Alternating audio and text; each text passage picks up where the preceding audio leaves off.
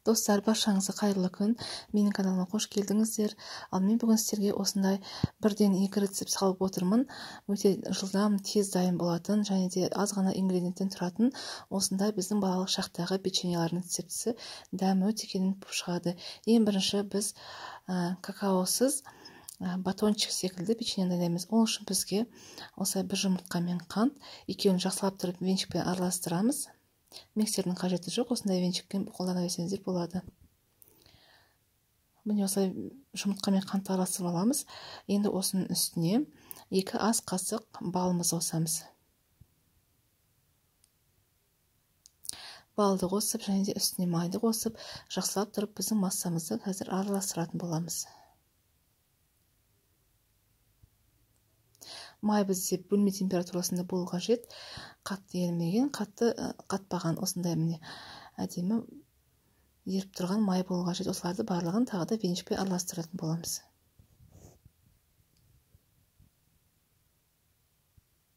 Біздің майымыз жылдам осылай араласады, өйткені бұл бөлме температурасында тұрған май еріп тұрған.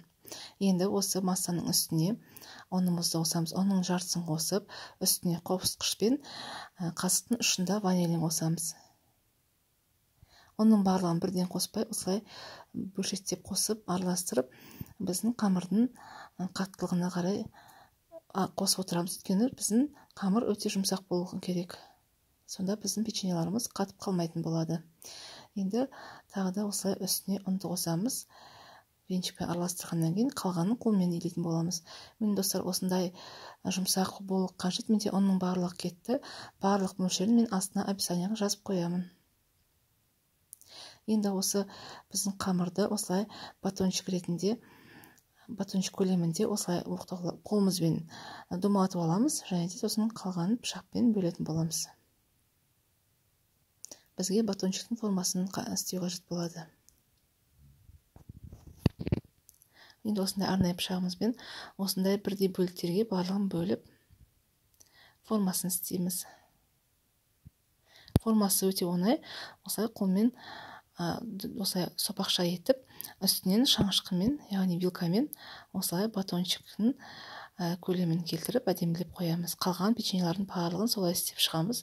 Және де осы батончиктерді істеп шыққан кезде духовкаларыңызды қыздырып қойыңыздар. Міне осындай қалған печеньелардың барлығын істеп шықтым. Енді қызып тұрған духовкаға 180 градусқа 10-15 минутқа ғана қою қажет. Міне осындай болып шықты, достар.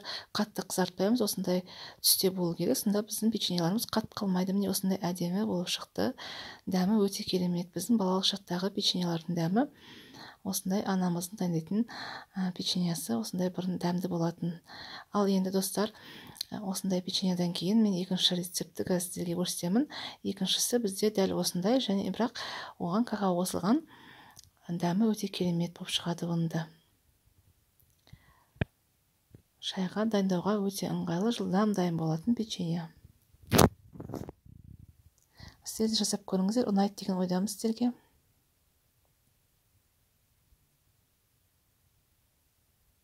Міне осындай әдемі болып шығады, піскеннен кейін де қатып қалмайды. Достар, енді міне біздің екінші печеньенің рецептісі. Осындай ол да әдемі болып шығады. Домалақ формада жасайтын боламыз. Өте әдемі, шоколадтың дәмі шығып тұратын осындай песочный печенье. Оған да бізге бір жұмыртқа қажет.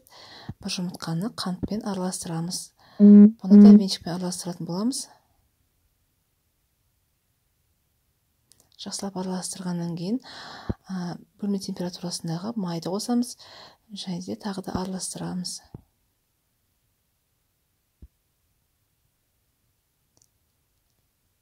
Достар, міне жаңа қалған менде осындай бір ас қасықтай бал қалды.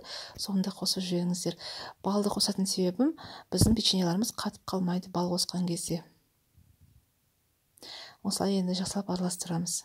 Майымыздың бөлме температурасында болу керек. Енді осы массаның үстіне ұнымызды қосамыз. Тағы да солай барлығын қоспай, біртіндеп қосып, үстіне қосқышын қосамыз. Және де какаоды қосамыз, барлығын араластырамыз. Достар, барлық ингредиенттер менде астына описаниеде жазылып тұрады. осылай венчикпен араластырғаннан кейін қалғанын қолмен илейтін боламыз. Қалған ұнымызды қосып жібереміз.